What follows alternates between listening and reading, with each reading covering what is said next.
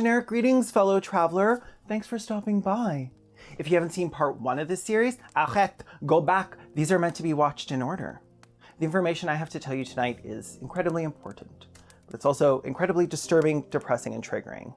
We're going to be discussing every traumatic thing a person could possibly be triggered by, and it's only if I go into heavy detail on a subject that I'll warn you. We'd honestly have a content warning every 3 seconds if I didn't. I know this because I tried, and it was untenable. This part of the series is first and foremost about the epidemic of child abuses committed at the hands of gender-critical parents, at the explicit direction of gender-critical thought leaders and activists. And while we're on the subject of the stars of tonight's show, I follow one rule. Unless they have already publicly outed themselves as part of this ideology, I will not use any of their real names or photos.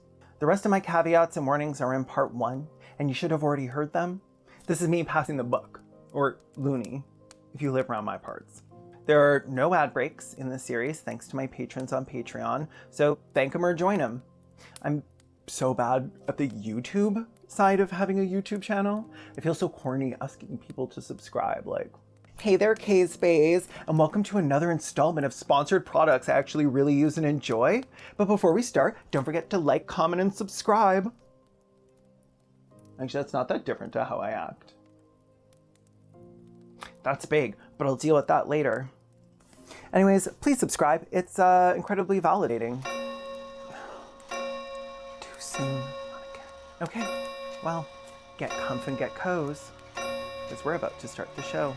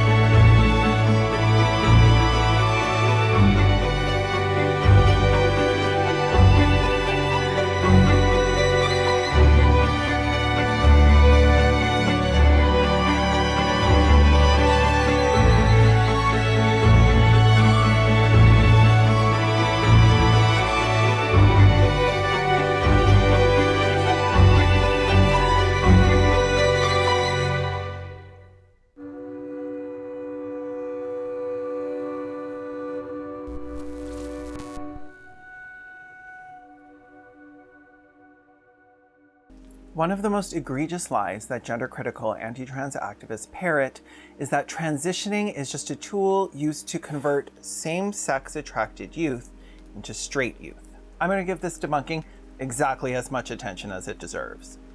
The claim that affirming trans kid is transing gay kids into straight kids requires that the trans youth was homosexual prior to transition. But plenty of trans youth also become homosexual by transitioning. A straight person that transitions becomes a gay person. It goes both ways. Also, bi and pan people exist, and transitioning doesn't make them straight. So where are they getting this idea that youth transitioning is conversion therapy? Well, they see gender non-conforming kids and assume they're gay. And then assume that transitioning makes them straight. Like, just because this male kid is swishy does not a homo make. The truth is, like with all gender-critical claims, these accusations are nothing but projection. Arguing that youth being affirmed and socially transitioning isn't conversion therapy is pointless. The argument has been made, and anyone who chooses to believe that conspiracy theory will not be persuaded otherwise unless they want to be. I will not argue or debate their conspiracy theories, acting in reaction and allowing them to control the narrative. Because the truth about the abuse that gender-critical people inflict on children and the devastating consequences of that is enough on its own to discredit them. I will show you the myriad ways that anti-trans activists are not only unqualified to speak on the welfare of children, but promote and profit off of the abuse of them. And I will show that the gender-critical literature that is being fed to parents is none other than the same method of conversion therapy invented to eradicate gays and lesbians. Like, pretty much down to the letter. Before examining the current popular gender-critical books on this, I want to first clear up any misconceptions around what conversion therapy looks like. To do this, we'll look at a conversion therapy guide written for parents by the founder of reparative or conversion therapy. It's called A Parent's Guide to Preventing Homosexuality. Honestly, this book read me to filth. In this book, Dr. Joseph Nicolosi, an author that was recommended to me by the regulars in these gender-critical parent groups, claims that children who act like or claim to be another gender are what he calls pre-homosexuals, meaning that if their behavior isn't corrected, they'll grow into adult homosexuals, and eventually, maybe even the final form of the homosexual, the transsexual. Pre-homosexuals are Pichu, homosexuals are Pikachu, and trans people are Raichu. He's a very helpful graphic for my people. Now, to be clear, when he says pre-homosexual, he means homosexual. He just doesn't believe that being gay is a part of who you are. So because they haven't grown into adults that have become sexually active, they can't actually be a homosexual yet, because homosexuality is an act. It's not an identity. Wondering if little Timmy is gay? Here are a few signs that your child may be a pre-homosexual. Pre-homosexuals: repeatedly stated desire to be or insistence that he or she is the other sex. In boys, a preference for cross-dressing or simulating female attire. In girls, insistence on wearing only stereotypical masculine clothing. A strong and persistent preference for cross-sexual roles in make-believe play or persistent fantasies of being the other sex. Intense desire to participate in the stereotypical games and pastimes of the other sex. Strong preference for playmates of the other sex. Yep. Hey, now wait a gosh darn minute. That sounds very specifically like it's about a trans or gender non-conforming kid more than a gay kid, because attraction to the same sex isn't even mentioned once. Even though that's the entire definition of a homosexual, a pre-homosexual has no attraction at all. Attraction doesn't make you a homosexual. Your gender performance does. If that's causing a bit of cognitive dissonance between what you thought to be true about conversion therapy and what I'm showing you right now, that same thing happened to me. I read this entire book, cover to cover, waiting for the homos to show up. But it almost entirely focused on gender incongruences. Like Nicolosi said, gender confusion is at the heart of the homosexual issue. It is through our maleness or our femaleness that we grow to maturity. If you're now wondering what the difference is between trans conversion therapy and gay conversion therapy, there isn't one. They have different intended targets, but they're the same practice. They work the same way by pushing your child back into their assigned place on a rigid gender binary. Throughout the book, Nicolosi makes it clear that the path to preventing homosexuality is to prevent any incongruence between the child's gender expression and sex. To determine if a child may be a pre-homosexual, parents would be asked things like, are you concerned about your child's behavior? Are you wondering if he or she may be displaying symptoms of gender confusion? He would say that to be of help to concerned parents, there that is again.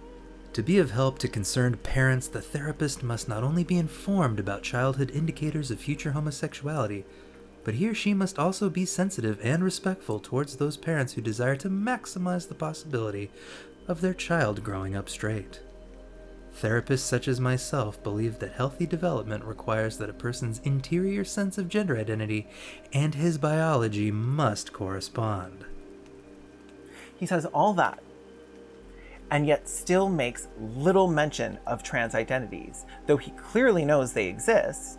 Instead, he sees trans people as a sub-community of homosexuals. The same gender confusion just a little more lost.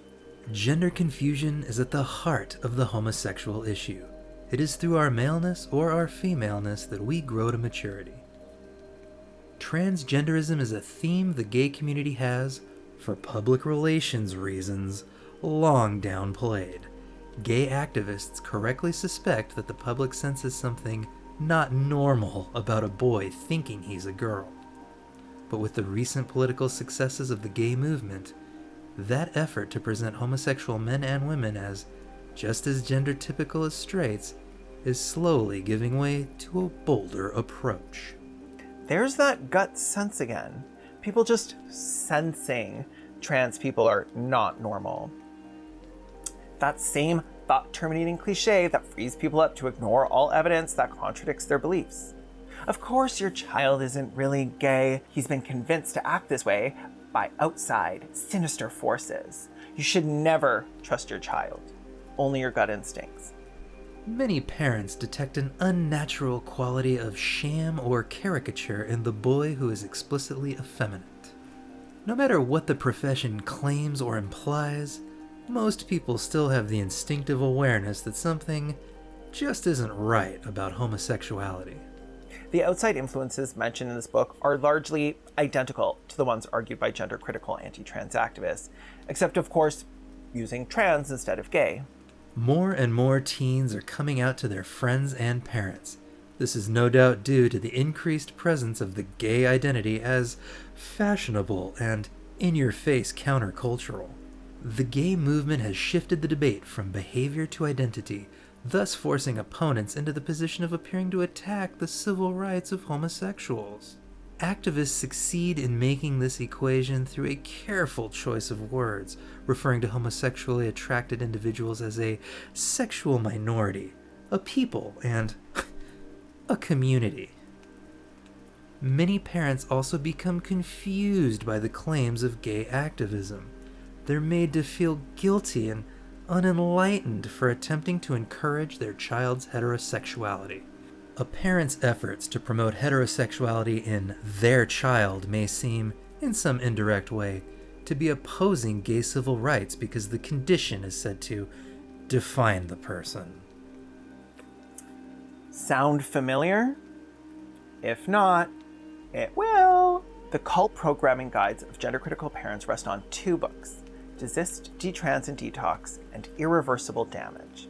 These books are suggested ad nauseum by everyone, to everyone, especially new members. They are touted as a must-buy. They're glowing reviews, which is fairly understandable given how few conversion therapy guides are on the market these days. For the most part, I will be focusing on the book Desist, Detrans, Detox, Triple D. It is by far the most frequent book recommended to parents in these groups. And I think it's because Irreversible Damage is focused on like trans boys or non-binary people assigned female at birth, whereas DDD is not. It's on everyone. And this book is, in my opinion, the core doctrine for gender-critical parents in these groups. Obviously, I can't do an in-depth breakdown of every topic in this video, but I will always link to a resource I've either created for this video or that someone else has already made. In this case, for a response to Irreversible Damage, check out Cass Eris's series where she examines the text, its claims, and its dubious sources, all in the description below, and probably above too. She's here somewhere.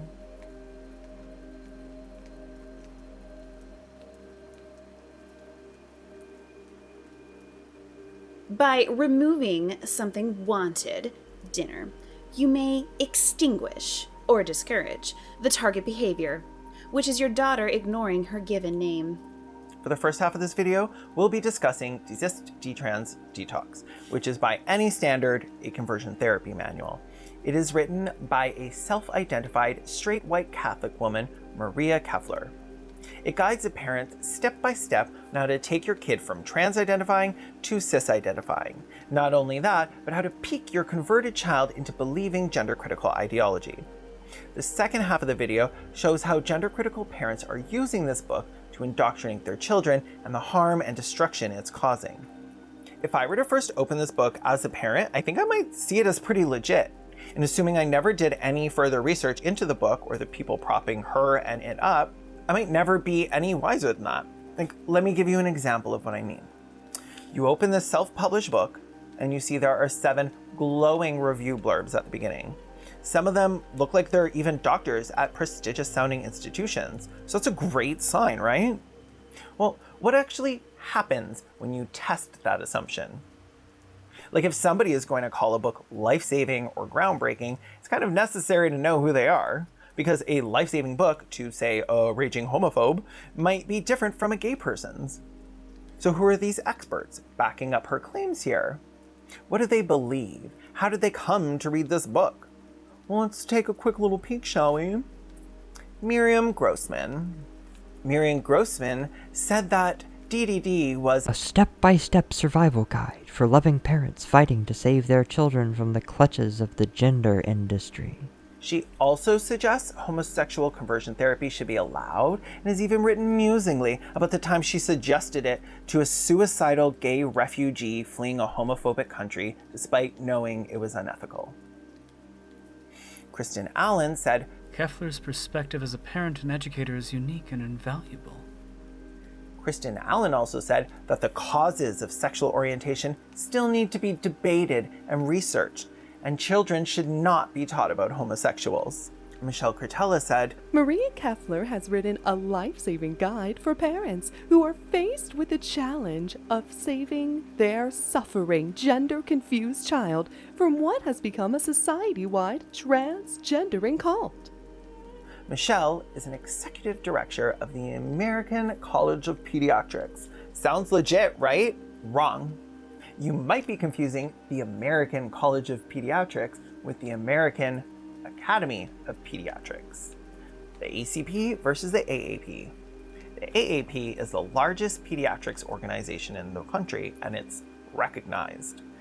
The ACP, of which Michelle Cretella is executive director, is a small group of physicians that left the AAP after the AAP officially stated that gay parents pose no risk to adopted children. They just could not abide those filthy gays having babies. As a group, the activism they do is shit like sending a letter to 14,000 school districts recommending gay conversion therapy for their students. Ready for a shockingly familiar sounding quote? It is clear that when well-intentioned but misinformed school personnel encourage students to come out as gay and be affirmed, there is a serious risk of erroneously labeling students who may merely be experiencing transient sexual confusion and or engaging in sexual experimentation. Premature labeling may then lead some adolescents into harmful homosexual behaviors that they would not otherwise pursue. Oh, and there's Michelle Cretan's name right on it. This is a realistic, often wrenching, but ultimately hopeful account that reminds parents and anyone affected by the gender madness that they are not alone, and that the truth will set them free. That little gem was by Mary Rice Hassan. You know the drill by now. Old straight white person who said that the problem with letting gay kids in the Scouts would be that it could normalize their orientation if they are accepted. Or that exposure to a gay kid might be harmful to straight kids because gays engage in specialized sexual behaviors that are not for the squeamish.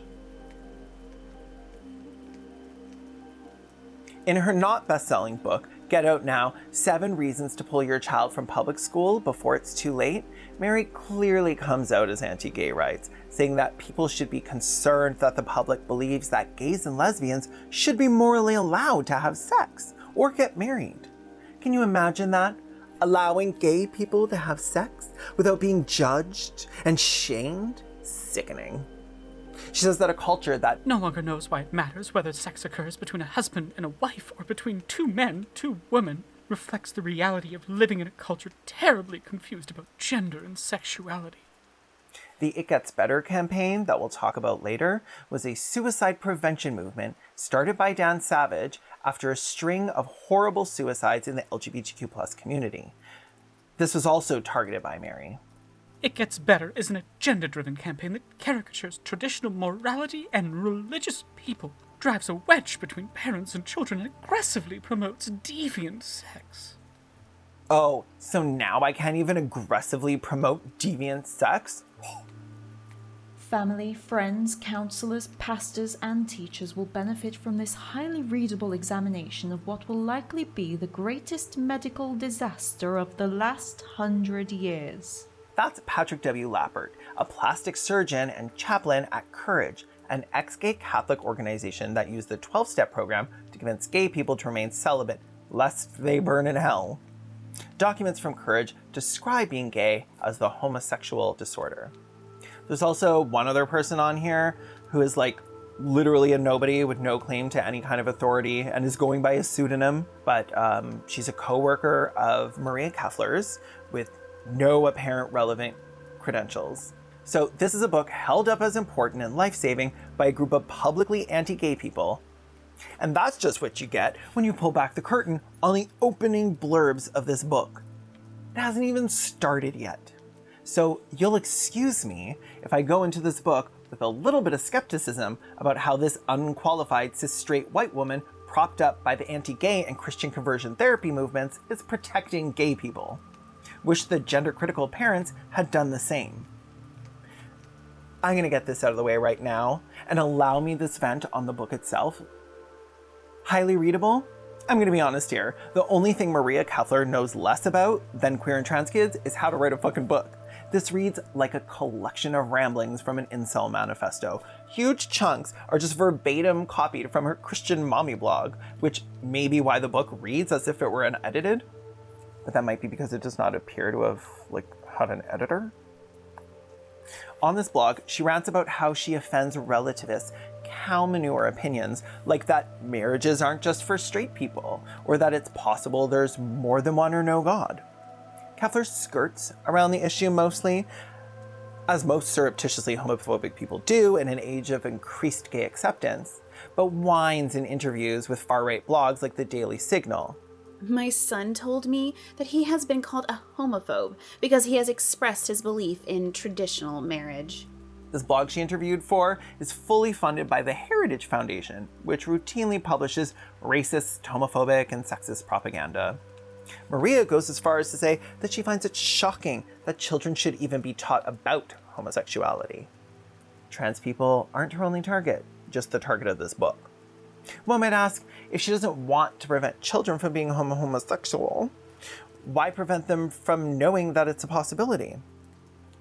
The thing is, while straight people might think they're being covert about their homophobia, gay people have seen it all before. Queers have been hearing your fucking bullshit for our entire lives. You're not slick. The fact that you were able to distract a bunch of cishet parents from the fact that you're profiting off of and dictating the terms of the abuse of their child is not an indication of your skill or prowess as a writer. It's a demonstration of their poor critical thinking skills and, frankly, poor taste. Her book is not only riddled with logical fallacies and anecdotal evidence, it's solely based on them. In one bitterly ironic blog post about confirmation bias, Maria near perfectly explains what will drive the popularity of her future book. A disturbing number of people trust Caelan, the 26-year-old mom's nutrition blog, more than they do the FDA. Not because they've researched Caelan's credentials or read the abstracts of studies carried out by the actual trained nutritionist, but because they prefer what Caelan says to what the FDA says. Likewise, a disturbing number of people trust Maria, the homophobic mom's vanity blog, more than they do science, not because they've researched Maria's credentials or read the abstracts of studies carried out by actual trained medical professionals, but because they prefer what Maria says to what the science says. And Maria makes sure of this. Part of the grand conspiracy in this book is what Maria refers to as the gender industry. When what the gender industry is and how it works is explained, she does so in very nebulous ways. It's everyone from doctors and scientists to teachers to CEOs, very much a follow the money vibe. Because if someone's making money, then they probably have ulterior motives. Fine.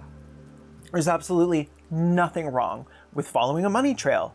People should do that. If you want me to follow the money, fine, I'll follow it. So prior to her success selling her global cult conspiracy theory to a global cult based off of conspiracy theories, she was, it seems, wildly unsuccessful as a writer. She said she dreamed of being one, knew she was supposed to be one, and felt that God had created her to be one. Unfortunately for Maria, she doesn't really have, talent. So her stuff didn't actually, sell. Luckily for Miss Maria, there's a new cash cow in town. Parents terrified of their gender and sexual minority kids not turning out how they demand. And they don't care if your prose and dialogue sounds like the novel I wrote in high school, The Witch of Shadton. All they care about is you hearing that they are correct and that they are good parents. And their woes will cease eventually. And they're willing to pay. Cheaper than a therapist for my child, am I right? So Maria's profiting off of what I'll call the gender industry, if you'll allow me a little cheek. If profiting off of trans identity of children makes you part of the gender industry, Maria's in it. She has tried to profit off the cult in many ways, some successful, some distasteful, even the most transphobic in the group. While they praised her book, Desist, Detrans, and Detox, likely because she tells them they're completely right about everything they already believe and are amazing, brave, courageous parents, her next book endeavor would confuse people in the group. She posted about the latest book from her organization, which was an anti-trans adult coloring book composed of the already free, poorly executed, and entirely deranged drawings by Aaron Brewer, which they decolored and repackaged as something for gender-critical people to pay money for. She then spammed it in every gender-critical Facebook group I was in, which by this point is a lot. The reaction was, well, hilarious.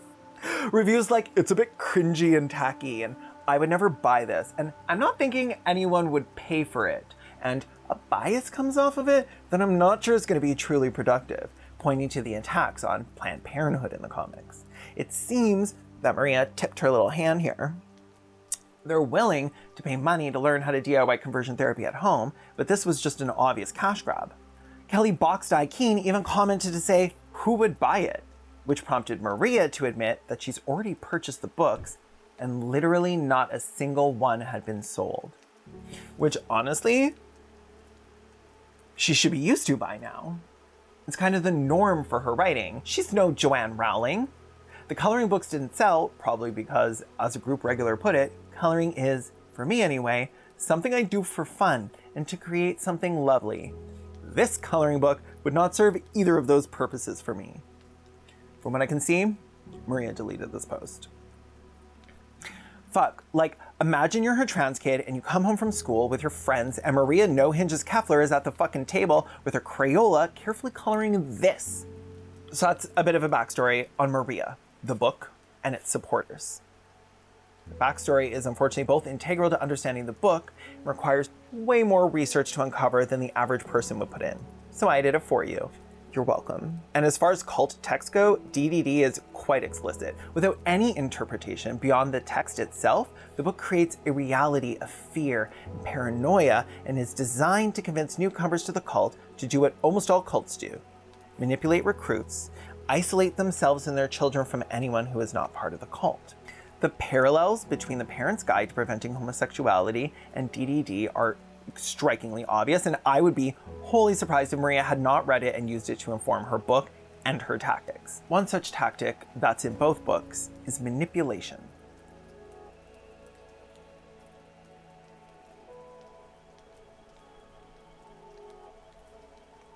First things first, please understand that you have no real control over anyone but yourself. It's almost impossible to force people to do something they don't want to do. You can, however, engineer circumstances around another person in your sphere of influence in such a way that you encourage him or her to want to do what you want done. How do you tweak someone's circumstances in order to make your desires more favorable in their eyes? One way is by harnessing motivations. That's a whole lot of words to say lie and manipulate, but I guess she thought she could lie and manipulate her way out of us realizing that. Sidebar, but she's a really shitty Christian actually. Now that I think about it, if there's a hell, I feel like you go to it for things like lying. Maria, after you go to hell or not, leave a comment in the C section and give us a temperature reading.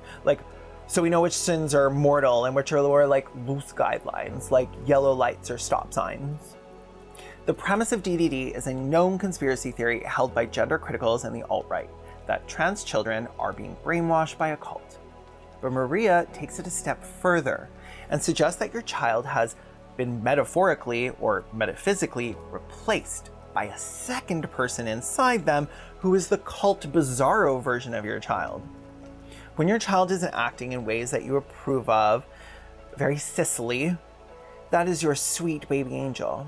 When your child is acting in ways that you disapprove of, like asking to be called a pronoun you don't like, that's the filthy cult controlling them. And if they say something that goes against the gender critically acclaimed sex binary, that thought was given to them by the cult. It's an effective way to turn everything about their child's gender identity into a fear trigger. Every time their child says, "That's not my name anymore," that's really their real child being taken over by the thing wanting to be called something else.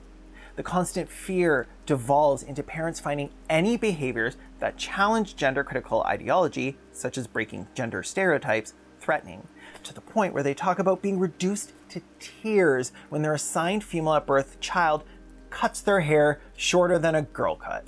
And while Maria refers to children coming out as them being brainwashed by a cult, no substantive evidence is provided for these claims. In fact, her shaky connections of how being trans is a cult will always directly parallel things she says herself in the book. It's astonishing how blatant it is. She reminds me of me in gym class, standing by on my own net, and every time they kick the ball to me, kicking it in, because those stupid boys should be smart enough not to punt that germ-covered shit at me. She actually manages to succeed in proving that by her standards, she herself is a leader of a cult. Let's look at an example of this. Maria says that one thing that determines whether a group is a cult, Those inside the cult are the right, holy, and altruistic community, while those outside are dangerous, immoral, and hateful. So she's saying that cults make you divide up your worldview into good guys and bad guys, heroes and villains, protagonists and antagonists, right? That's true. They do that. It's a useful tactic because it keeps that fear and disgust of the antagonist heightened, while also creating the bond you get from being an in-group with an us versus them mentality. People bond over shared rivalry all the time, and it creates a strong sense of loyalty. The enemy of my enemy is my friend. Cults depend on that loyalty to prevent you from leaving. Your close bond and your dedication to the other members makes any exit from the cult not a personal choice, but a betrayal of your community. So, someone, please tell me why she goes through all the trouble to explain that cults make you separate your world into protagonists and antagonists, and then on the literal next page tells you that you should sit down and make a list and sort everyone in your life into a list of, and I quote, protagonists and then an antagonist. Maria!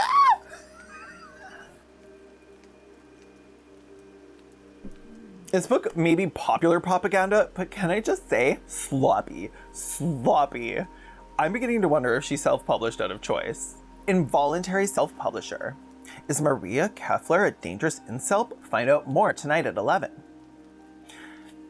Like, you might think I'm being facetious here, but come on. Grab a sheet of paper or open up a new document on your device and draw a line down the center to make 2 columns.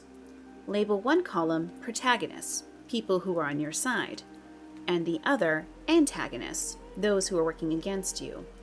You're going to place the people you know and those of whom your child has contact in one of these 2 columns. Everyone, family, friends, extracurricular activities. Do a bit of research on each of your child's teachers. Get teachers' names from your child or from the school's online database, or call the front office to ask for names. Peruse Facebook, Instagram, Twitter, LinkedIn, and or other social media profiles. See what your children's teachers discuss, who they follow and like, and who their friends are in the school system and elsewhere. Follow from them anywhere you are able to do so. Google them to look for their names in news articles, letters to the editor, or for their group affiliations. If these teachers post anything in support of trans rights, she says you can be sure they're an antagonist. With extracurricular activities, she says if necessary, call the chapter leader or the state or national office. Ask specific questions like, what is your policy on transgender identified children whose parents do not affirm? Although, she warns that if you sense antagonism from a group's leaders, it might be wise to cut ties with that group rather than risk being reported to a child protective service agency. advice on how to avoid CPS, finding out how you treat your kid? Sounds like something somebody who is abusing their child would really benefit from. Maria Keffler, through Amazon, has been selling a book that includes advice on how to skirt child protection laws and child protection services. This is why supporters of conversion therapy are featured at the front of her book, and why they wrote such glowing reviews, because they need this book to succeed to further their agenda. They have latched onto this book because gay conversion therapy is rapidly becoming illegal. So having the exact same methods repackaged in an anti-trans light, but still available to parents who want to perform gay conversion therapy, makes it more marketable. I personally don't believe there should be guides on Amazon that include how to avoid CPS from finding out about the way you treat your child. And if you don't think that should be sold there either, feel free to let them know.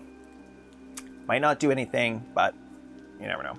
Like, legitimately, I wonder when she was writing that in her book, if she ever thought to herself for a moment, what if this is wrong? Or maybe her ignorance of the facts and her confidence in her position are just actually equally matched. I know that sounds rude, but I'm not wrong. Once you have your list of who in your life is good, gender critical, and who is evil, everyone else, you're ready to start isolating and manipulating your child. Maria suggests that your protagonist list is going to be much shorter, but you'll need their help. She proposes you out your child to these protagonists, but says your child deserves a certain amount of privacy. But I guess the limits of that are decided by the parent, so not really privacy at all. Oh, hi. You've come to say hello. It's very nice of you. She tells you to enlist the protagonist in lying to your children using specific manipulation tactics she outlines. Tactics like asking a protagonist to create busy work for the child on the same day as the student's gay-straight alliance meeting so that they feel obligated to miss it. Could you possibly hire her to file papers or do some project at your office after school on Thursdays so she isn't able to attend the GCA club? The goal is to completely isolate your child from anyone who may not be anti-trans. To do this, she suggests that it may be necessary to pull your son or daughter from school. It may be necessary to pull your son or daughter from school. Anecdotal evidence points to positive outcomes for parents who withdraw their transgender identified children from public school and homeschool them instead. Oh. Well, if it's anecdotal, then why bother even looking into it further before publishing the claim? Why didn't you just say so? She says that some families have packed up and moved to get out of a school district or community that promoted gender theory to the extent that the parents felt they could not shield their child from it. Families have taken away internet access and/or electronic devices. She recommends cutting trans children off from family members who support the child as they say they are. She warns, though, your child may run away. Your child may self-harm. Your child may call a child protection agency on you. A year or two or more worth of hardship, struggling with an intractable and infuriated son or daughter, may prevent a lifetime of regret. What? Sorry, where are the numbers backing that up? That like in a year or two or more, your child won't be trans? And why is there no citation for that? Well, I'll tell you, this doesn't work. Conversion therapy doesn't work. That's why it's illegal in any place that has any reasonable protections for LGBTQ+ people. And 1 or 2 or 10 years of your child running away, self-harming, and calling CPS on you might be worth it to you, but what damage does that do to a child? In fact, in her phrasing, she admits that it's the parent's actions that are causing the child to self-harm or run away from home, by saying the pain is worth the effort being the parent's authoritarian overreach. If the parents can stop the suffering at any time, but choose not to, then they are the ones causing it. A lot of the suggestions in the book involve outright lying and manipulation to isolate the trans child from the rest of society and non-cult members, aka antagonists. Suggestions like breaking or pretending to break your lawnmower so your kid won't be able to work after school as he usually does for the neighbors who respect the child's identity. She says that if you can find a way to make the undesirable relationship more difficult for your child to sustain, without actually throwing down a command or ultimatum, your child will have less ammunition for calling you a hateful, bigoted dictator. having less evidence you were lying to them doesn't make it less true, though. Your child being in the dark because you manipulated and gaslit them only serves to benefit the parent. She doesn't even deny that those actions are the actions of a hateful bigot, but she only suggests ways to conceal that fact so as to more effectively control children. It's gaslighting. She justifies this abuse by saying that an adult who has good intentions toward a child has no reason to fear the child's parents being involved in the relationship. An adult with bad intentions has every reason to fear the parents' involvement. Circumventing a child's parents indicates either bad intentions or a profound lack of courtesy, common sense, and/or respect. See, while Maria admits that sometimes parental abuse occurs, her conclusions only work in an imagined world where parents are never abusing their kids and everyone deserves all access to information about their children. This world, where children are always most safe with their parents, is not the world we live in. Parents routinely harm their LGBTQ+ children, kick us out, assault them, pour boiling fucking water on them. The reasons why an adult would need to step in, like reporting said abuse, are many and well documented. But Maria, being gender critical, needs to paint a world where only outside forces are a harm to children. Specifically, she likens youth programs for gay and trans people to child predator grooming, calling perpendicular and irrational comparisons perfect parallels, while providing no evidence for her claims, which is, of course, the standard of evidence for her beliefs. None. This is made painfully evident by the fact that her sources are largely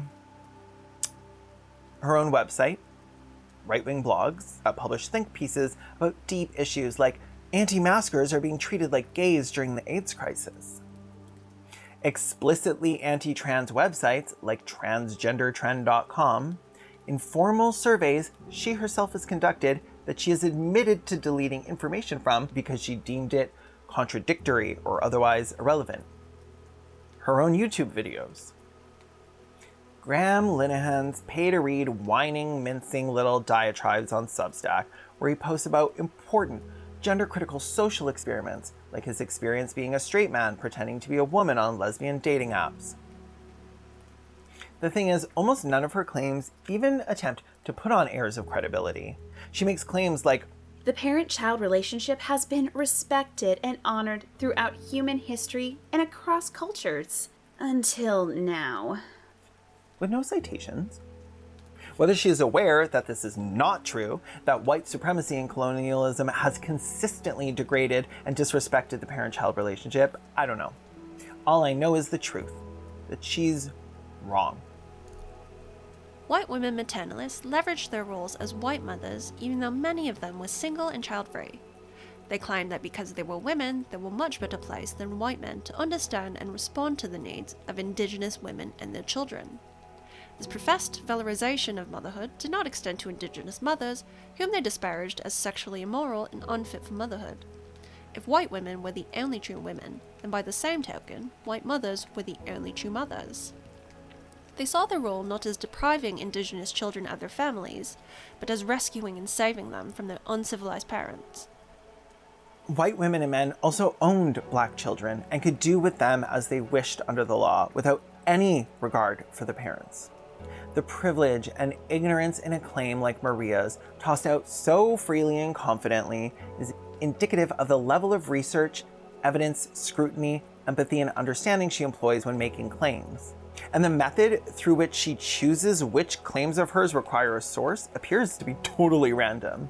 She consistently makes claims that would be verifiable if true, but provides no verification, and then adds sources for things that aren't verifiable, like opinions. Like, for instance, she says that anyone attempting to interfere in a child's abuse or treatment, unless it is extreme, is a predator tactic to separate the child from the parent. For this, she did include a source.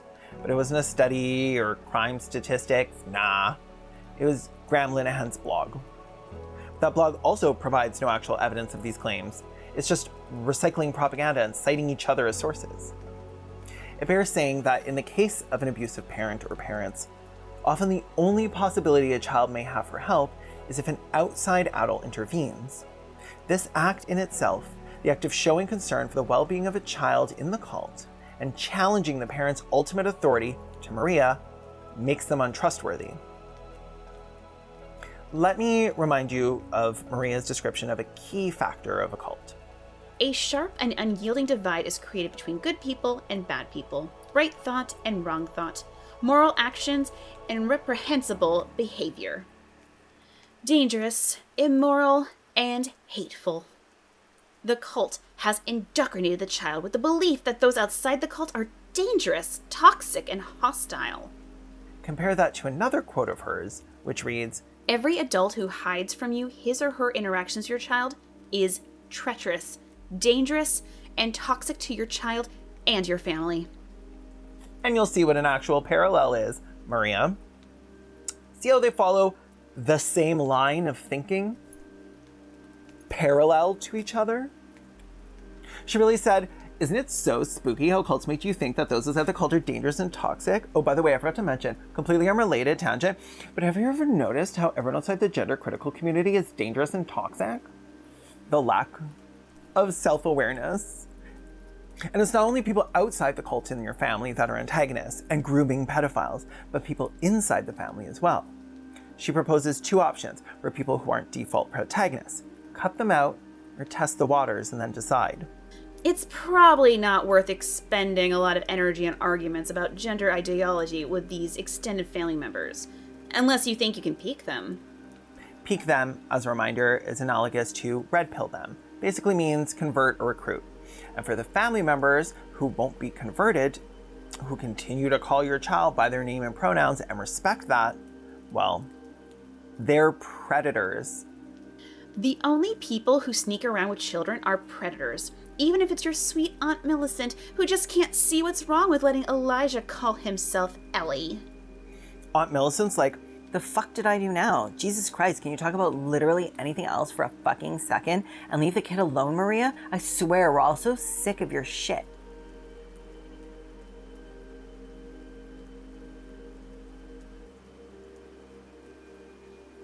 The goals in A Parent's Guide to Preventing Homosexuality are to help overcome your own child's gender identity confusion.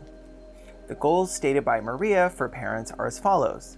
For the child to accept reality and his or her body and birth sex.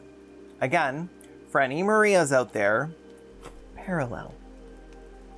She says this goal can be accomplished through things like isolating the child by cutting as many affirming family, friends, and neighbors as possible, suggesting manipulation techniques described as strategic conversations whereby we can plant questions and seeds of doubt. Seeds of doubt being thought-terminating cliches, outright lies, bogus stats, and fear-mongering. 1. We focus always on the end goal, for the child to accept reality and his or her body or birth sex. 2. We develop a team of protagonists to help us work toward our goal. 3.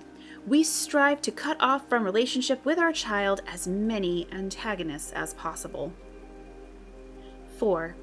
We work to improve our entire relationship with our child and to try to minimize how much of the child's life revolves around gender ideology. 5.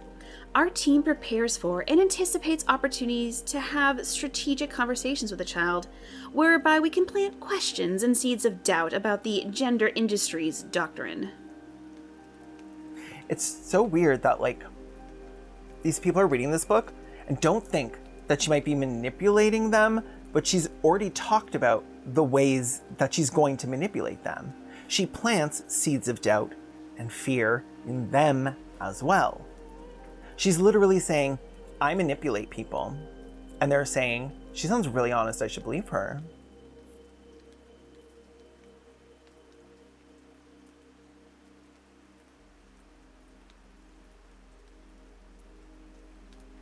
Now, what I don't see discussed often is the reaction to a parent putting you through this, manipulating and isolating you, speaking to you as if you're not even worth listening to. Like, what happens when the child resists this isolation, being pulled out of school, told that they can't see their favorite Aunt Millicent anymore, and are not allowed to speak to their friends because they might be gay or trans?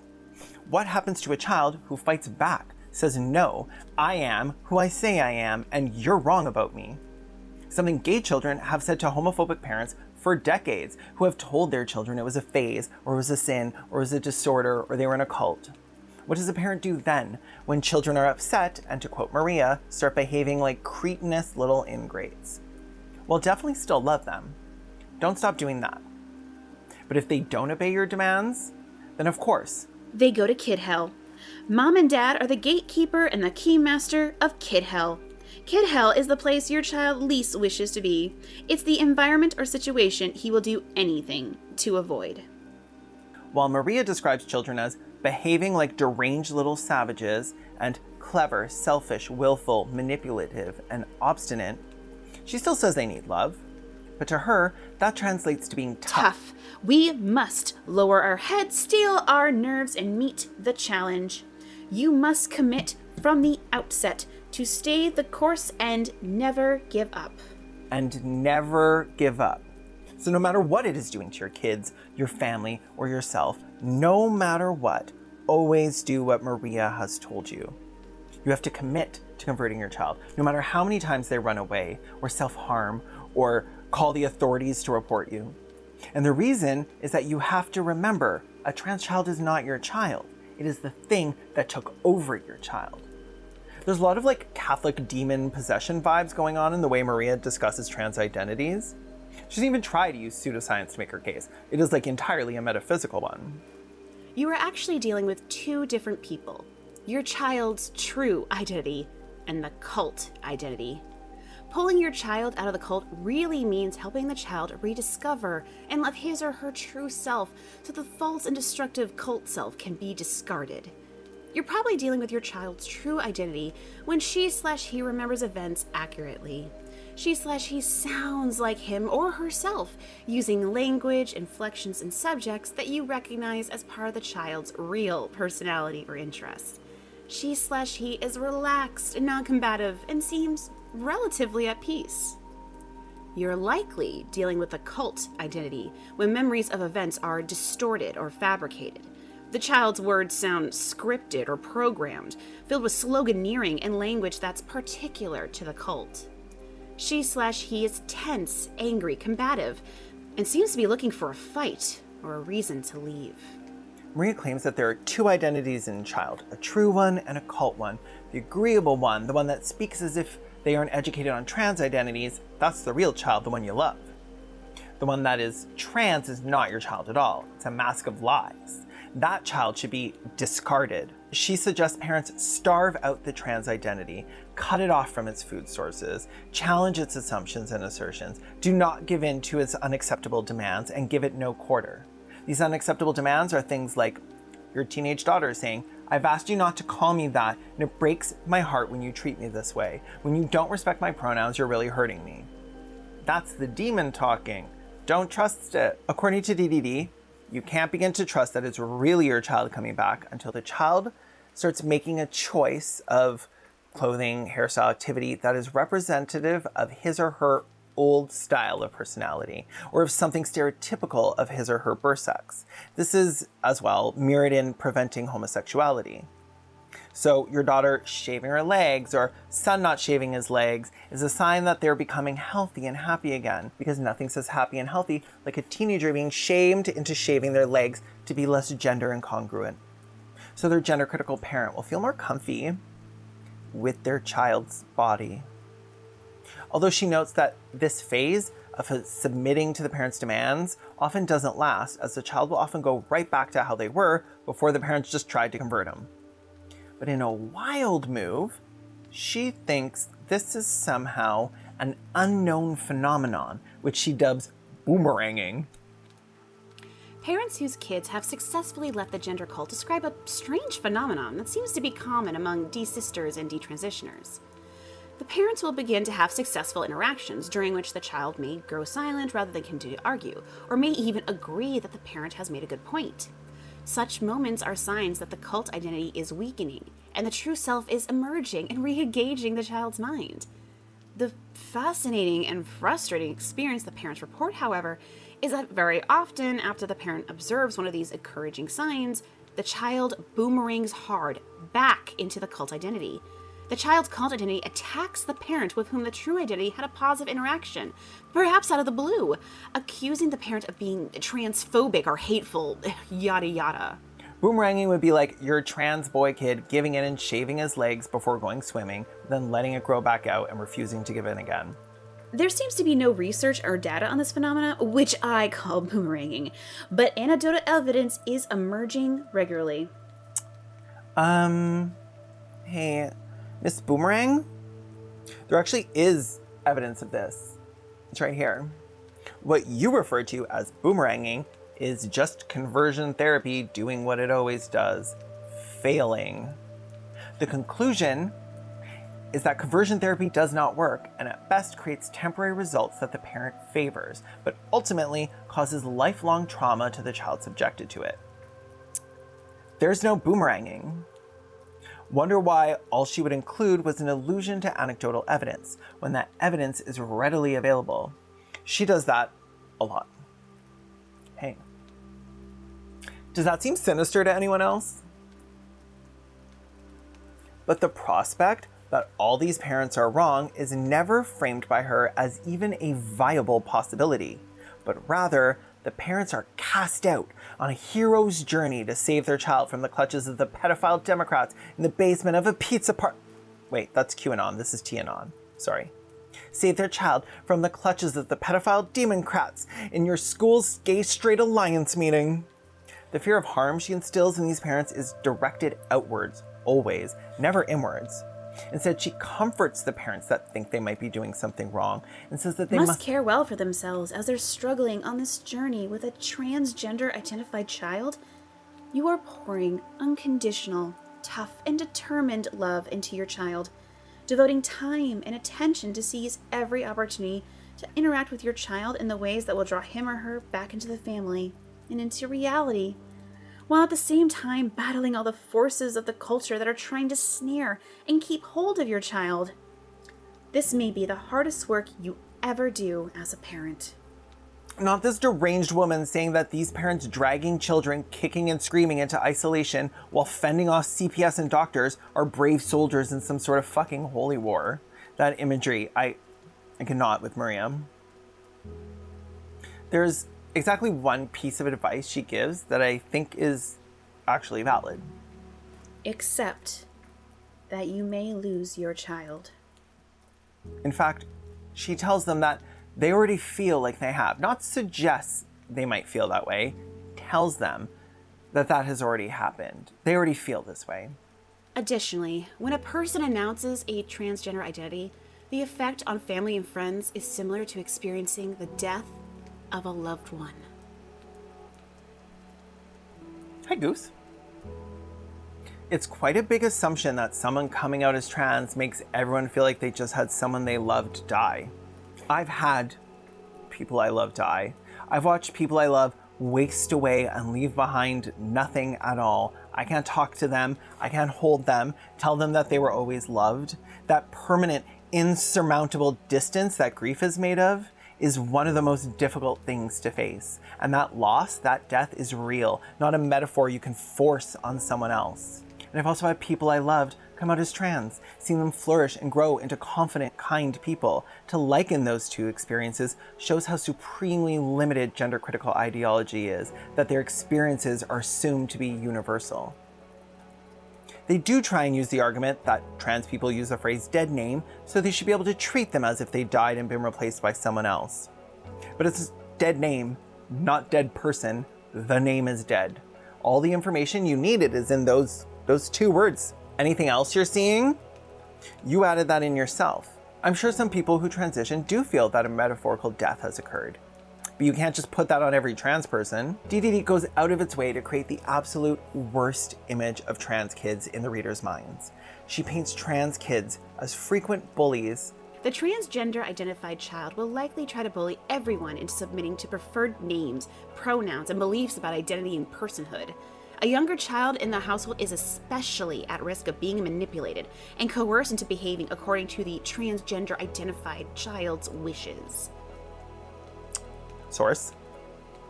For evidence of this, she offers quotes with no source, either due to her not feeling the need to back up her claims at all, or because they're examples she created, and then intentionally left the origins open-ended.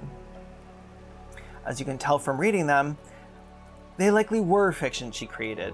They're very much a cis-straight boomer's perspective on what trans people sound like. It's a caricature. Here's an example of this bullying she says is likely to happen. Content warning, some of these are fucking hilarious. I'll turn off my music so you can go to sleep after you name 5 different genders. Watch this YouTube video about misgendering, or I'll tell everyone at school about how you suck your thumb while you sleep. Nobody cares if someone sucks their thumb. I swear to God, this is so out of left field. I'm not responding to my dead name anymore. If you call me that, I'll not only ignore you, I'll hit you. Number 1, hitting someone is not ignoring them. Number 2, who speaks like that? Nobody ever has ever. If you don't use the pronouns I want, I'll kill myself. When I die, it'll be your fault. If she's capable of self-reflection, I imagine one day she's going to look back on this and really cringe. Although I doubt cringe is going to be high on her list of problems given everything else she's done.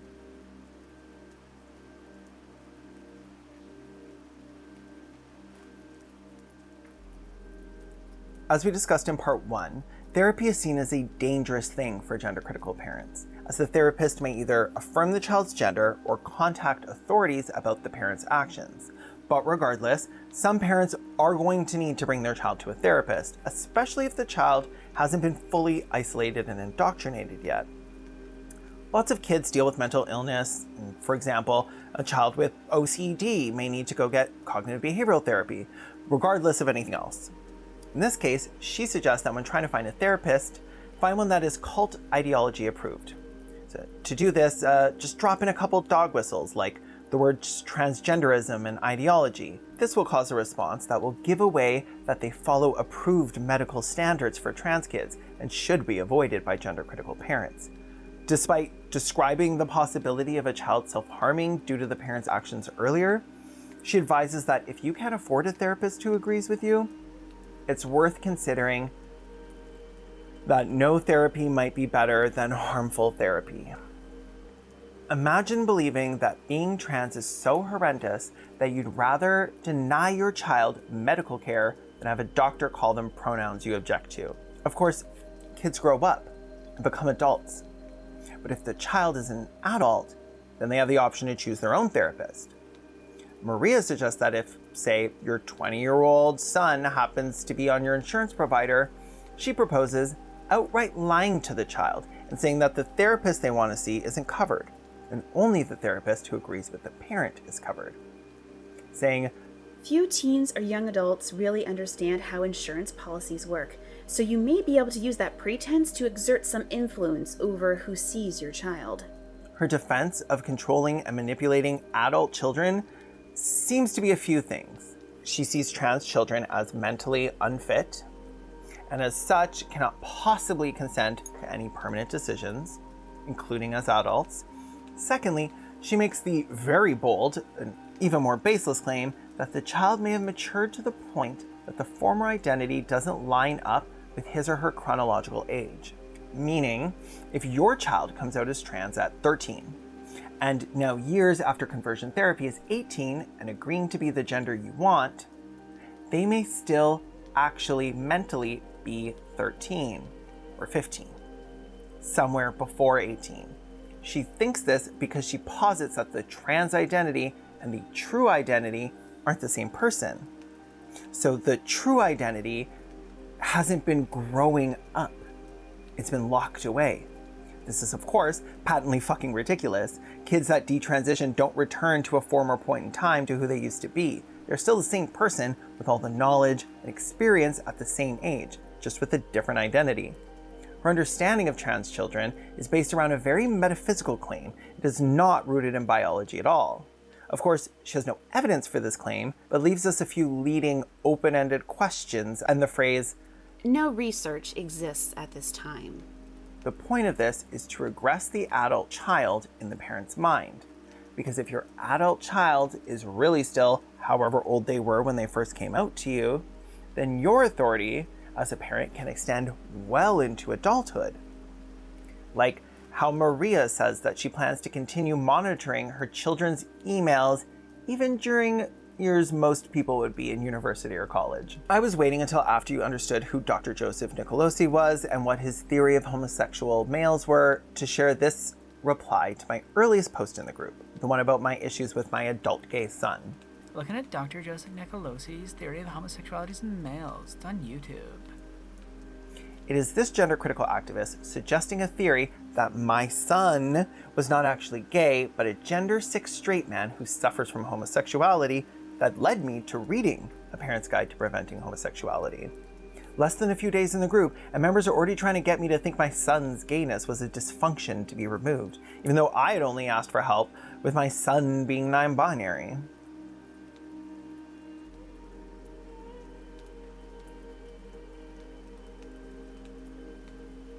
In general, the parents follow the same methods of conversion therapy that DDD suggests. Any or all of the following will occur in an attempt to isolate the child from anyone the parents deem a threat to their authority as parents. Keep in mind, this isn't just on young children. This is being done to legal adults who are still under their parents' control. No longer providing physical care. For example, skipping yearly checkups to avoid the children being able to discuss their dysphoria with a doctor. No longer providing recommended mental health care. This manifests in ways like removing children from the care of a mental health professional regardless of warnings of possible negative repercussions. Removing children from school to be homeschooled by the parent so as to teach them gender-critical ideology and isolate them from antagonists who may provide them with counseling or information on support for LGBTQ+ kids. Only allowing information from sources aligning with cult ideology. This is achieved using nanny monitor programs to monitor youth on all electronic devices, blocking anything from Roblox and Minecraft to Discord, Netflix, to trans helplines. Also likely is a complete restriction of internet access altogether, except for when being monitored, like by a parent sitting beside you. Parents take away access to the phone to prevent the child from being able to speak to anyone outside the cult.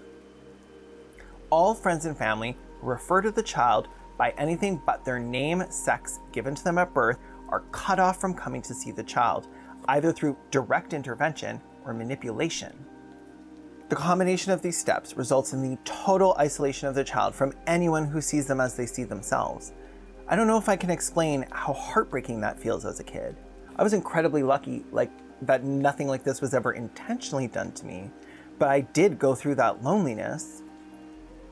And it easily could have been me if my parents had been the kind of people that would treat a child like this.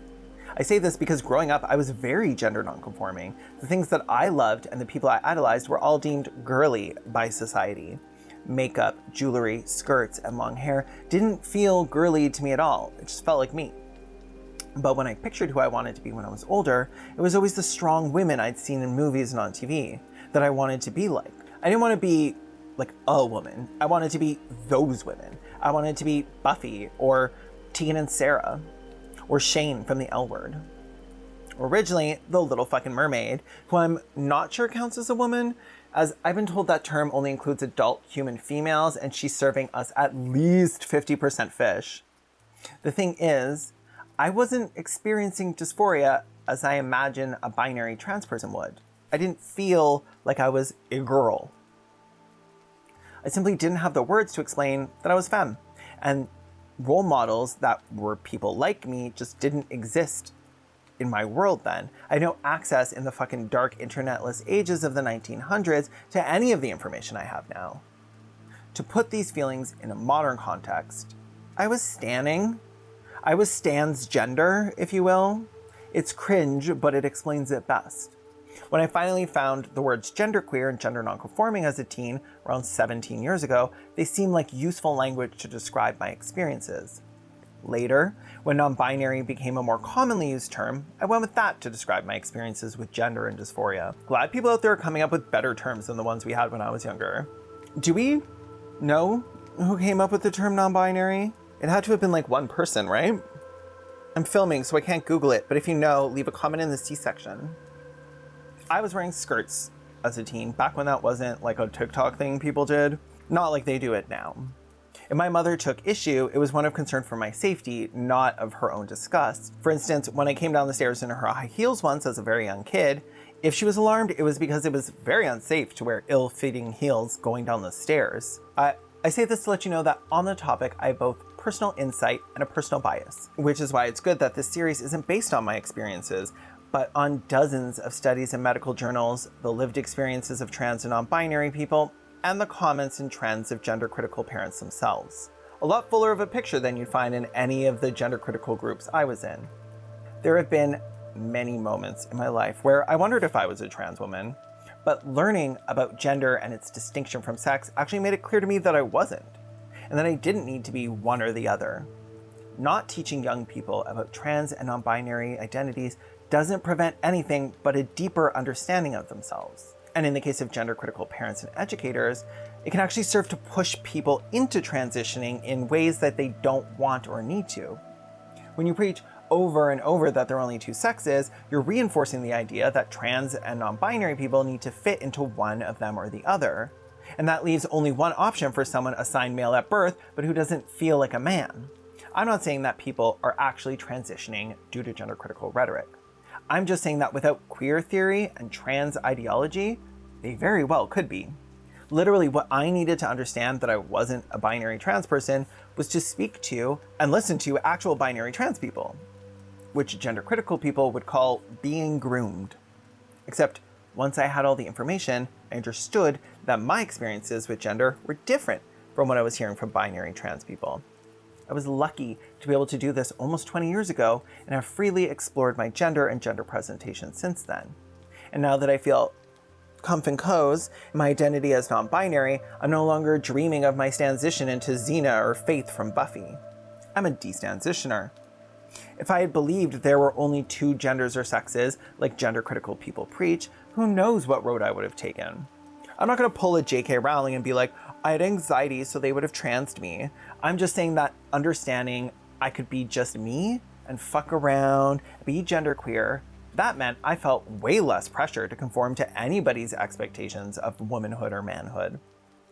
And hiding that information from me wouldn't have led me to be any more cis. It would have just led me to have made decisions based on an uninformed and ignorant understanding of the world. That's never a good thing. Gender-critical people claim that transition is serious and permanent and disfiguring, but then think something that serious should be decided without all the information? What the fuck kind of advice is that? How is that grooming or indoctrinating someone? And anyone who claims that educating children about the real world we live in will lead to the fall of society is someone you should have very little trust in. It is not harmful to teach the true history of colonialism in the US. It is not harmful to teach children about safer sex. It is not indoctrination to tell children the truth, that some people are trans or gay or whatever. What is indoctrination is to intentionally withhold information to create an image of the world not based on reality, but presented as reality anyways. It's a form of mind control, of thought control.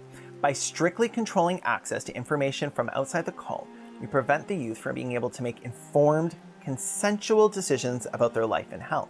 It is an incredible abuse of power over someone under your care to not only, as we've seen, lie to and manipulate the child, but to isolate them from humanity itself, from reality, the whole time telling them they're just confused, they've been indoctrinated, locked up, and left alone for their own good until they stop acting that way. It's the fucking definition of gaslighting, the actual one, not the one gender-critical people use. And the sickest part is that these people have legal authority over these children and actively avoid CPS, meaning they aren't being held to any of the legal obligations of being a parent, like not fucking abusing your kids.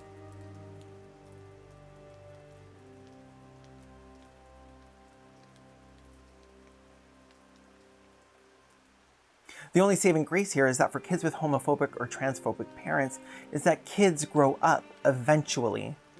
Almost every parent will lose their control. And every single one of these children that makes it out alive is eventually going to be able to make these decisions for themselves. And it's so important to tell these kids that are suffering and alone that there can be an after to this. Because not all of them make it out alive. And I understand what it's like to feel like every path you have in front of you leads to the same place. I used to tell myself there was no way out but down, and I believed it. Everyone needs to know there's a light at the end of the tunnel, which was the entire point of the It Gets Better campaign that Dan Savage started, that Maria Kepler's little friend was railing against. These children are left feeling the genuine, searing emptiness of hopelessness at like 12 fucking years old. And anyone who attempts to comfort them is called a groomer, a predator, coming in between families. But they always leave one thing out, every single time. Why? Why the It Gets Better campaign started. They talk about it like it was a hashtag or a recruitment tool put out to ensnare their children. Why?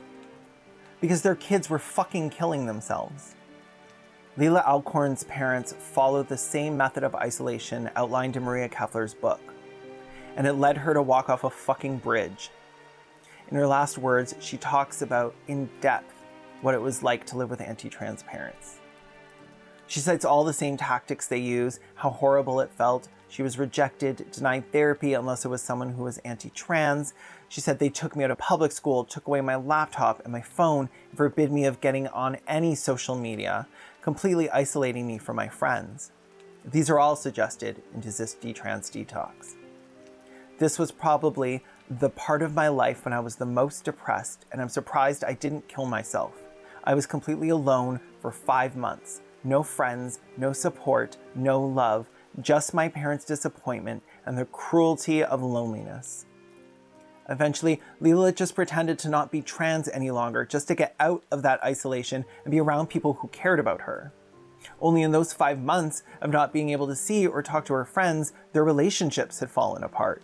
She felt utterly alone and trapped in a body that felt permanent after being forced to go through the wrong puberty. She just didn't see a way out. She didn't think that it would get better for her, that it could, but she still hoped it would for other people. I think she would have been an amazing advocate. The only way I will rest in peace is if one day transgender people aren't treated the way I was. They're treated like humans with valid feelings and human rights. Gender needs to be taught about in schools. The earlier, the better.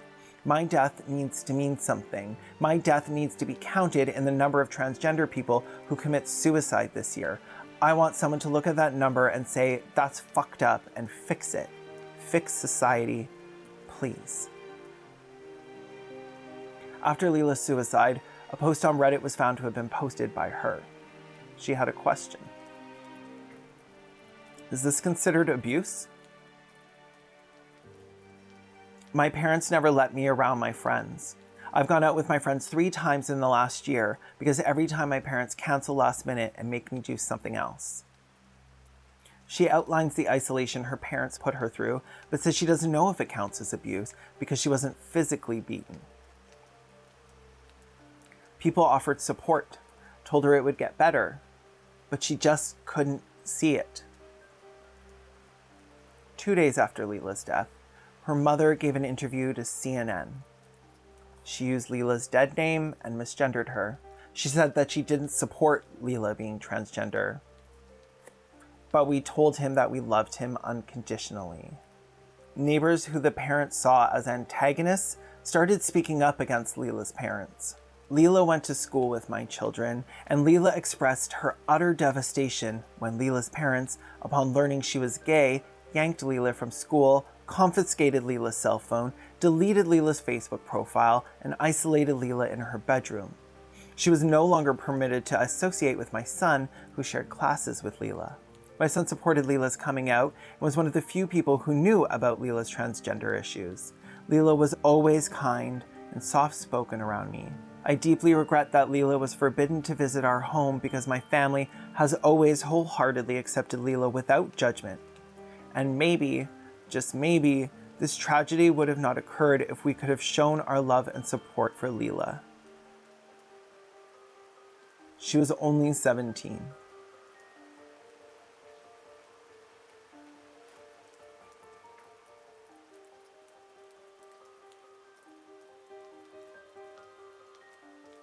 It's not up for debate whether gender-critical ideology has parents isolating and penalizing their children for their gender and sexuality. But what I think gets lost is that people think child means young. I'm 30 to 35, and I'm someone's child still. And gender-critical parents do not stop abusing their children just because they're adults. Of course, most of their public rhetoric is simply that children are too young to know better. They don't hate trans people. But if that were true, their children being a trans adults should be okay with them. But it never is. But how do you even wield that same authoritarian control when your child is now old enough to make their own decisions, when they go off to university, or they're just not even living with you? What if you were to come into a group like this with a concern about that? Can they really say that parent should try and stop their now adult child from transitioning? Wouldn't that undermine their entire public-facing position? I mean, of course, but taking any issue with that would require some ideological consistency, which they have in, what's the opposite of abundance? Let's use an actual example, a post made by a group member that I'll be calling Dorothy, who I'm not a friend of. Tonight my son said he wants hormones, and I simply can't cope with the idea. I'm so upset I can't function. I've been up all night crying. I'm a single mum of an autistic child, and just a couple of weeks ago went up to his orientation at college feeling so great about what he'd accomplished and what I'd accomplished as a mum getting him there. Now it's all crashing and burning, and my daughter hates me, thinks I'm a monster because there's nothing wrong with cutting off boobs and penises if you don't want them. And I'm being called cis. It's turned into a living hell. I just can't stand the idea of my gorgeous son ruining his body. He says it's his body, and that I'm sick for feeling this way. But it feels like a death. And being a liberal person my whole life, it just makes me feel like a piece of garbage to not be able to handle this. I would have been fine with him being gay, but destroying his big, strong body with female hormones disgusts me. I wish I could feel halfway decent about the transition, but I can't. After years of fighting for custody, working 2 jobs and having no life for myself, doing everything for my kids, I have to live with this now? I can't imagine how I'll be able to work as hard as I need to paying for his college now that I know this. It's so conflicting. I wish I could just snap my fingers and feel good about affirming his gender choice. Non-binary with feminization. It just doesn't feel right. But the more I talk to him about it, the more I realise how committed he is to it, and that I simply got to the party late. Just so you have the context I do from other posts, I know that Dorothy's kid is in med school and also requested a trans roommate, like dorm mate, to make sure both people in the dorm felt comfortable. Dorothy, if you're watching this, I'm going to break down why this entire post is royally fucked up. I'm so upset I can't function. She said too cis to function. Now it's all crashing and burning. So everything isn't crashing and burning. Your child is in fucking med school. They're doing great, making a life as an adult independent from your identity, as all adults must. You know, seeing what works for them. Your child's younger sister seems to be a great sibling who is protective and supportive. Most parents would be fucking thrilled, right? My daughter hates me, thinks I'm a monster because there's nothing wrong with cutting off boobs and penises if you don't want them. And I'm being called cis. And I'm being called cis. It's turned into a living hell. And your daughter doesn't hate you for what you think in your head about gender-related surgeries. If she does hate you, it's because of what you say and do and how you act. In fact, you were only describing yourself in an active role when you were working to support your kids and doing everything for them, or been up all night crying. If you hadn't been voicing these actions, she would know. Your inability to accept responsibility for your own actions while painting yourself as a passive victim is a pretty clear-cut example of, actual narcissism. I just can't stand the idea of my gorgeous son ruining his body.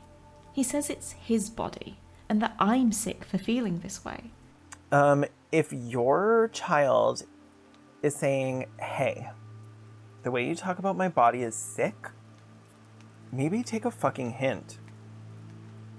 Your obsession with your adult child's genitalia is disturbing. Your adult child is setting boundaries about their body and your language, and you're refusing to respect them.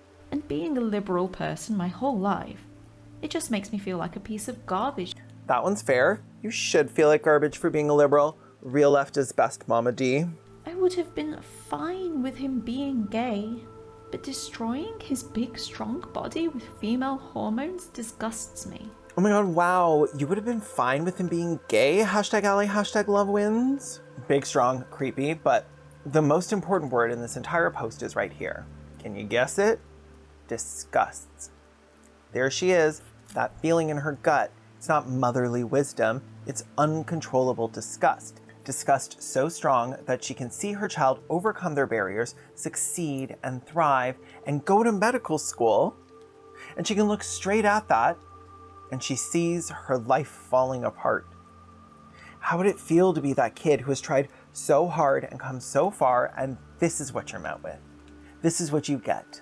Disgust, disappointment, fear. I can't imagine how I'll be able to work as hard as I need to paying for his college now that I know this. You know what? I gave you some credit. At least you're saying you're still going to pay for the school, even though your kid is looking to go on hormones and you think it's disgusting. I guess that's the one thing in the situation that could really show that you have some empathy for them. I mean, you are saying your drive to support your child is diminished because you find them disgusting now that they've come out to you. But some credit, I guess, is due. There's a shred of humanity in that choice. I wish I could just snap my fingers and feel good about affirming his gender choice. Non-binary with feminization. Somebody call me.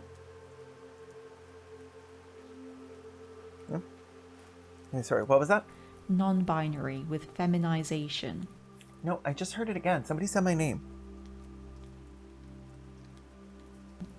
It just doesn't feel right.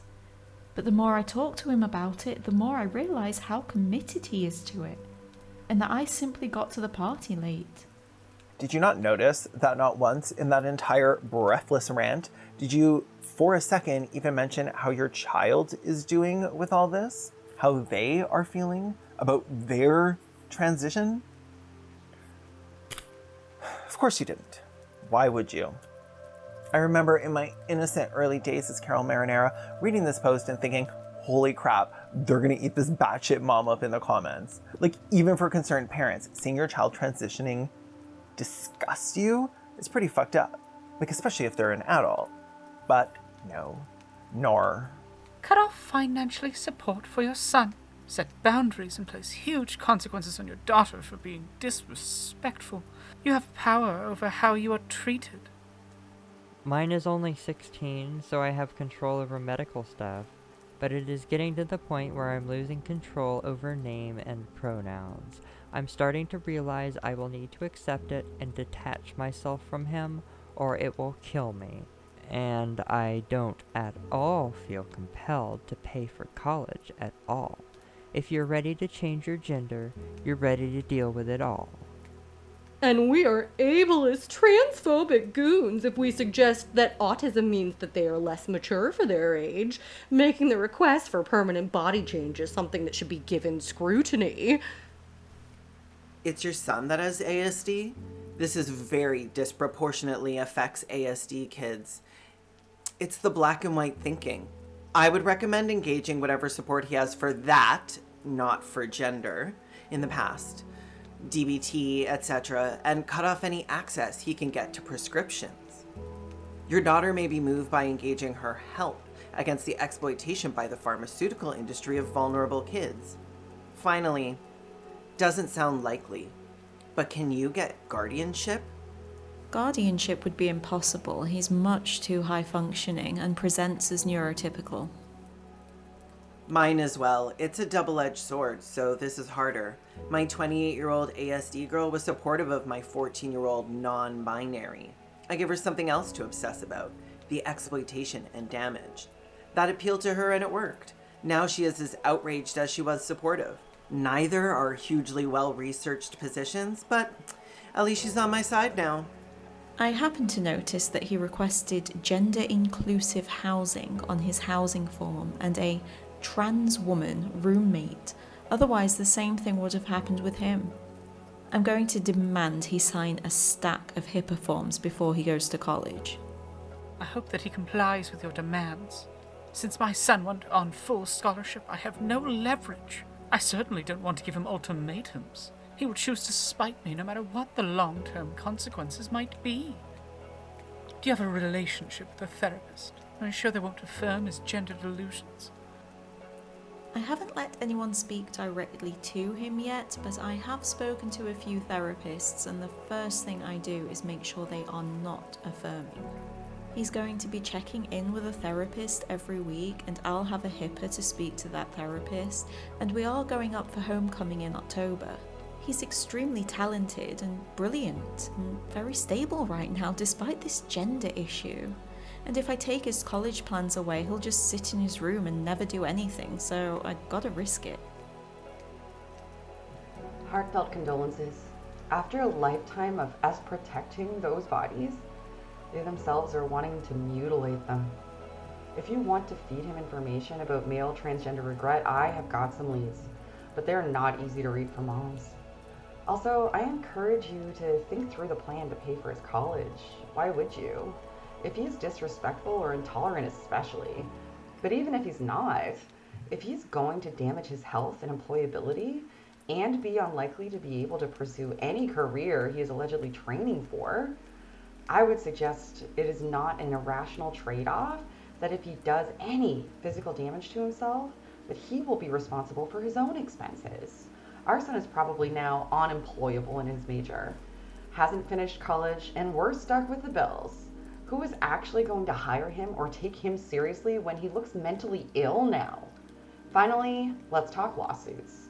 I'm not a lawyer, but many parents who have posted here should be seeing a lawyer to assess their cases or indeed reporting things to police as child luring. I'm not being excessive here. Even Dorothy was like, I'm a lawyer, that's not how that works. I'm sure she would have sued them if she could. You could do what another family I know did. They told their child no cross-sex hormones until college is finished. So, it's one or the other. Do college first. After that, you're free to do as you wish. As my friend says, every day not on hormones is a win. And finally, Dorothy's decision was made. I'm not paying the balance of this semester's tuition until he's signed a stack of HIPAA forms allowing me to speak to the health clinic at his school or any other doctor he sees with the school insurance I am paying for. I was scared for a while hearing about how kids kill themselves when denied transition, but my son doesn't seem to be in any distress, and I think his smarts have a little hole in them due to his autism that this nonsense seeped into. I can't express how much you have helped me here in this group. Putting together elements from suggestions here, I have decided that I will be telling my pre-med student son that I will not be subsidizing his use of hormones, even if they are covered by the insurance, because I am also paying for the insurance. If he wants to take hormones, he can wait until he gets his medical license and write the prescription himself in 10 years or so. I highly doubt he'll still be interested. In the meantime, now that I understand what gender dysphoria is, and it is real, I am trying to show him that lots of people are grossed out by different things, and it's not a big deal. I told him how much I don't like back hair, and how most men that have it shave it off, and how some women don't like chest hair and ask men to shave it off. We went on Zoom together to choose his classes for the upcoming semester, and I am crossing my fingers that he's gotten the message that no medical transitioning of genders is acceptable. I haven't told him yet that he can simply forget it until he can pay the cost of it on its own, but I'm pretty confident he's not going to choose the trans cult over becoming a doctor, studying abroad in Italy, and we talked about that this evening, studying wildlife in Costa Rica, etc. Just piping in here. Hey, just want to point out that offering opportunities to your child and then rescinding them because of their gender or sexuality is the definition of discrimination.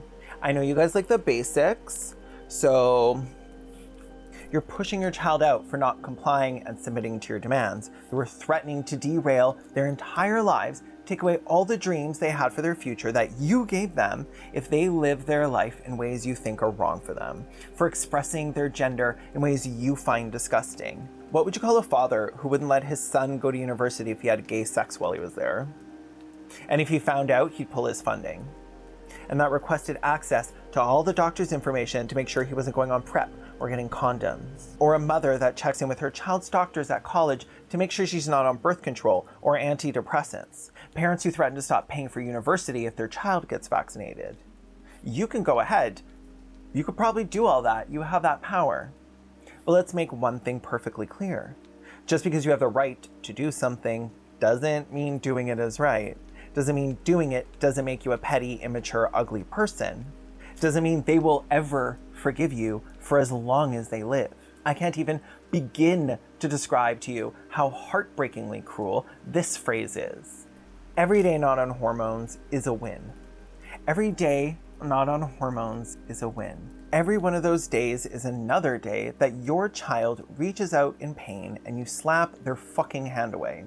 My son is not in the least bit androgynous, and I still don't know what on earth he would even hope to achieve with the hormones. Yeah, I'm sure you can't imagine what they hope to achieve. That they've always presented masculine to you. Do you know why? Here's a possibility. Maybe it's your fault. Specifically your fault. Maybe your visceral disgust in the femininity of men is exactly why it feels like it's coming out of the blue, with a rapid onset, if you will. Because they didn't feel safe telling you, because of your shitty fucking attitude. In my day, we didn't have any of this gender nonsense. Oh, cool, the past was different? Are you gonna live in it, or are you gonna join us in the here and now? Just wondering. I'm making a seating chart.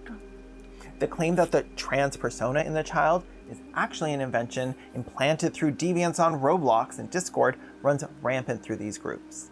They claim that because they didn't know their child was trans, that this is evidence in itself that they aren't trans. It's so ridiculous to me because gender and sexual minorities, all of a sudden telling people we're queer or trans or gay or whatever is not new. It's called coming out. You don't get to blame us for masking ourselves to hide from your vitriol and invalidation and then use your memories of that mask as evidence that it's our real face. No. I know my son isn't gay because he was all girls. He was always talking about girls he was in love with, like Sarah Paulson and Lana Del Rey and Beyonce. He was girl crazy, if anything. I know my son isn't trans because he was always so masculine, made a big show of it. My big, gorgeous son and his big, strong body. Like, yes, Denise, and that didn't seem sus? Literally, they'll be like, look at the smile in this photo. I hold it up in her face, even though she hates it, and she can't look at it because she knows the truth. She was happy. I'm a good mom. No, your kid can't look at it because being a trans kid and having your parents try and gaslight you out of your own memory of events is incredibly fucked up. They don't see their children as people with their own memories and interpretations and valid feelings. Everything they say about their children is an invalidation of who they are. Claiming your child's memories are false is not only brainwashing and gaslighting, claiming they're false because you remember the situation differently is to narcissistically assume your experience of things is universal. It's placing your interpretation of their experiences above their own. It's a key tactic to stripping gender and sexual minority youth of their agency, which is why I'm honing in on this specific thing. With adults, we understand that two people having the same conversation can be experiencing something completely different internally. Let's do a couple thought experiments here because I really need to hammer this point home. Specifically, let's work with an example that addresses the smiling photos as evidence that you were happy as a young, not trans kid. You're on your way to sit down at your sister's wedding. The wedding march is playing, and she'll be out any second. Right as you sit down, you see your husband kissing the best man in the rectory. You're about to go over there and freak the fuck out when you hear the bride shuffling down the aisle. You run to your seat. You go through the motions, spending the rest of the night in a daze, avoiding your husband, smiling for photos, trying not to scream because everyone seems to be having a great time, but your entire world feels like it's falling apart. A few years later, after your divorce, you happen to mention to your mom in passing that your sister's wedding was the worst night of your life. She says, no, was it? You're like, yes, it was. I was there. So she's like, no, you had a great time. You're like, no, I didn't actually. I think I would know. Like, can we not talk about this? She's like, I have photos. You're smiling in them, and I know my kids. You were happy. It was a great day. Don't put your stuff on your sister's wedding day. These parents are holding up that pain and shoving it in your face as proof that you weren't in pain. And the thing is, you don't even need to be an adult to remember that something was painful or unpleasant or difficult for you. In fact, those are some of the first things you learn to remember as a kid. Like hot stove. And to apply that because they're children, they cannot feel pain the way their parents do, nor have independent personal memories that differ from their parents, is textbook dehumanization. And all they have to validate their belief that their child is lying about their own memories and who they are is their gut. That's not proof of anything. Take some fucking Tums and go lie down, Grandma. They even use that trans people have experiences in common with each other to prove their child isn't really trans. If their child says they've always felt different, they'll say, it's like you're quoting transcripts. All trans people say that. This is on the level of saying if multiple women come out with similar stories of being sexually assaulted, they must be lying. They sound like they're quoting each other. Their entire movement's centered around people with different experiences but common reactions to them. Their example of a script is, I've always felt different, or I was never happy with my gender. As if those aren't just like common shared experiences for gender and sexual minorities? Are the people in the Me Too movement lying because they often say the same thing, that for years they were too scared to tell the truth about what happened to them? Should we use red carpet photos of an actress smiling beside her abuser as evidence that she was like actually into it? Like, this is where this ideology leads. If you just sit in it and think for more than a second, how is it possibly ever okay for you to tell someone they really liked it and the only reason they think otherwise is mental illness? All those claims, all that bullshit, all based on your fucking gut.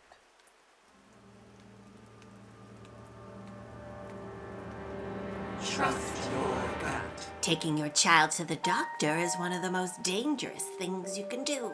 Trust your gut. Your kid won't actually kill himself, I would assume. And even if they do, it's not on you. Trust your gut.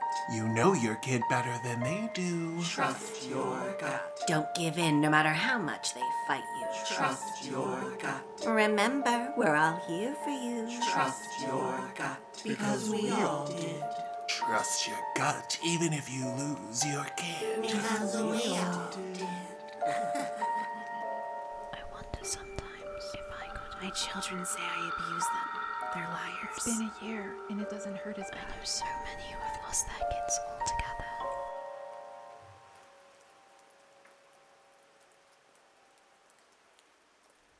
And the truth about this group is, many of the people in it, including the moderators, are completely estranged from their children because of what they did to them. Their children are free from them and now thriving. How those people feel qualified to run a group for parents is beyond me. It's unfortunate that the people that are allowed to speak on how trans children should be treated are people like fucking Lynn. Lynn is a gender-critical activist who works with the anti-trans organization GenSpect and has been given the platform to share her story all across the internet. Right-wing and gender-critical blogs eager to lap up her story of the trans cult taking away her 2 children from her. Only when she posted these sob stories on Twitter, her children finally spoke up for themselves. I wasn't sure if it was actually her kids, but Maria Keffler actually confirmed it in a blog. They explained that they were not suckered in by a cult.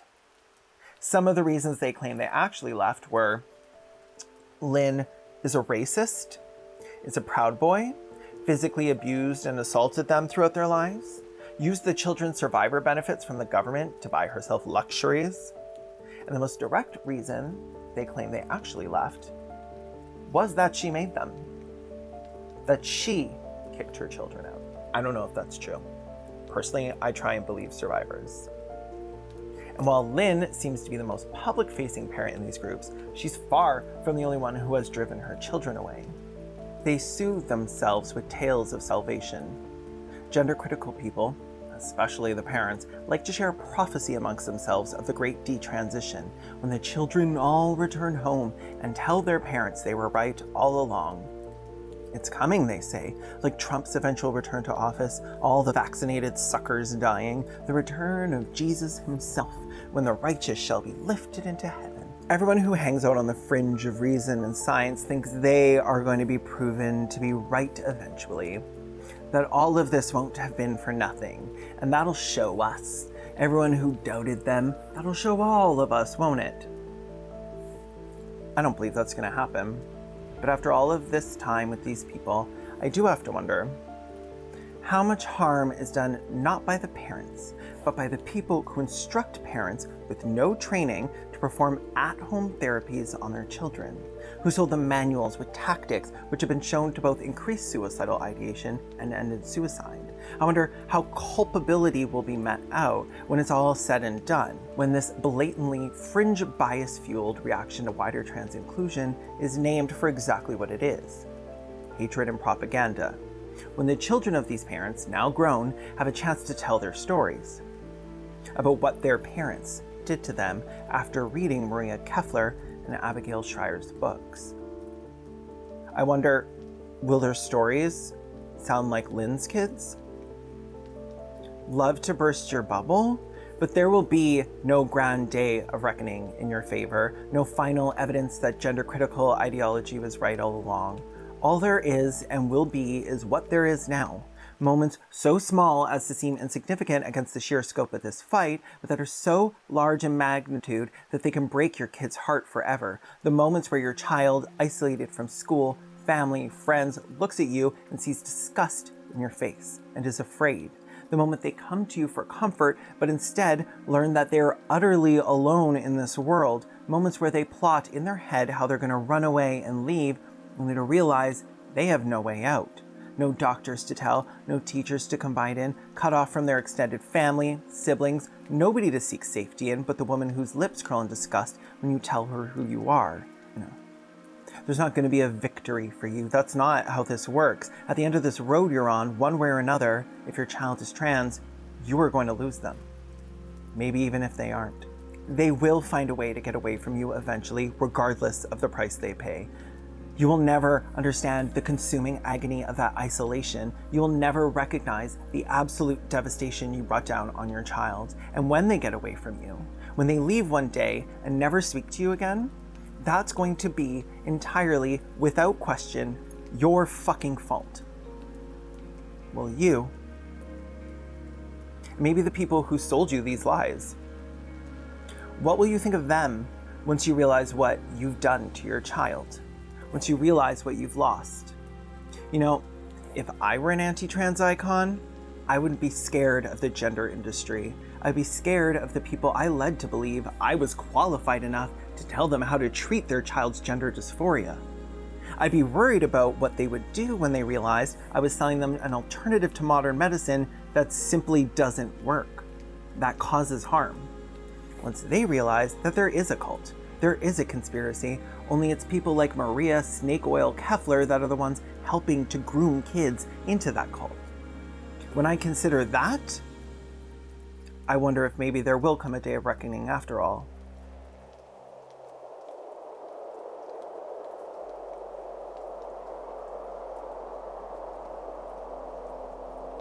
Desist, Detrans, Detox could have been written by anyone.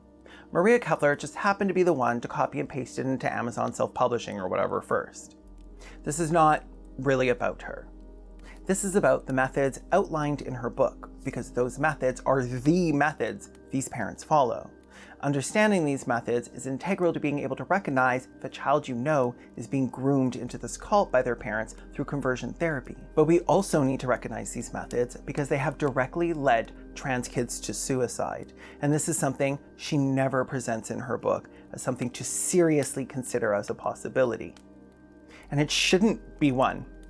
But it will be as long as they get to operate under the cover of being concerned parents while committing horrific abuses. I know I'll be accused of being hateful and misogynistic and that I'm not a parent, so I can't speak on this issue. Well, guess what?